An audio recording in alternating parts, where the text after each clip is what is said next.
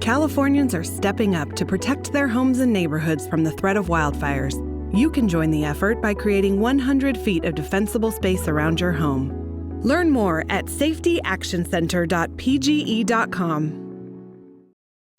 Hurricane Dorian is not just a concern for Florida. It could also impact coastal Georgia and the Carolinas. So right now, models are coming into better agreement that we will see a landfall somewhere between central Florida and South Florida late Monday into early Tuesday. So the timing on this has significantly slowed, and this storm is expected to significantly slow, which means flooding is going to be a major concern. Now, coastal flooding surge, we could see days with power outages for parts of the coast, and that's because this storm could pack a lot of wind for a long duration. So note the time here, still by Wednesday.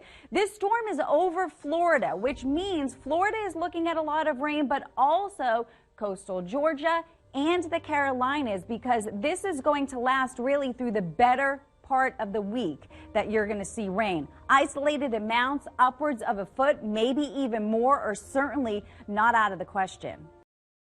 Northwest Bahamas is under a hurricane watch, and we are tracking Hurricane Dorian closely as this is going to move past northern Bahamas this weekend. Here's the timing of this system. Now, it is on the cusp of becoming a major Category 3 hurricane later today. It is expected to pass the Bahamas by Sunday as a Category 4. So this is going to be a major formidable storm, and from Marsh Harbor to Freeport is where we could see some of the worst impacts. So here's the timing on this system. Outer bands start to move in as early as Saturday. Conditions really start to worsen as we get into Sunday. So through the duration of Sunday and even into Monday, there's that eye. It's passing just to the north. Now from Marsh Harbor all the way to Freeport, that's where we could see some of the most flooding. Freeport right now, forecast is calling for 12 to 18 inches. Marsh Harbor, you could get upwards of a foot. A little preparation will make your family safer in an emergency.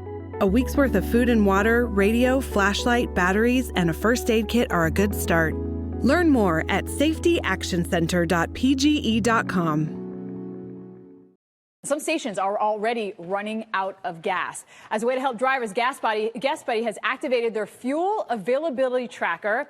Patrick DeHaan is head of petroleum analysts of Gas Buddy, and we always appreciate you coming on and talking to us. So what is it this morning when it comes to Florida? How many stations are without gas? Well, so far statewide, close to 4 in 5 do have gas. So 1 in 5, that's close to 20%.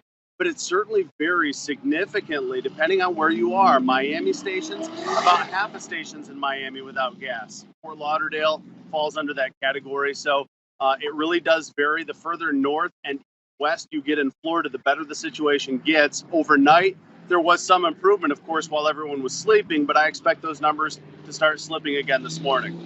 All right, so walk us through your app so we can help our viewers and drivers figure out where to get gas, where there isn't gas. That's right. If you have the Gas Buddy app, which is free for your smartphone, download it. If you're in an affected area, you'll see a whole list of stations, and the app will prompt you to update that information. If you see any outages, you can report that. If a station's lost power, we're tracking diesel as well. So those bigger vehicles, anyone coming down to help can track diesel, and you'll all find it in the app.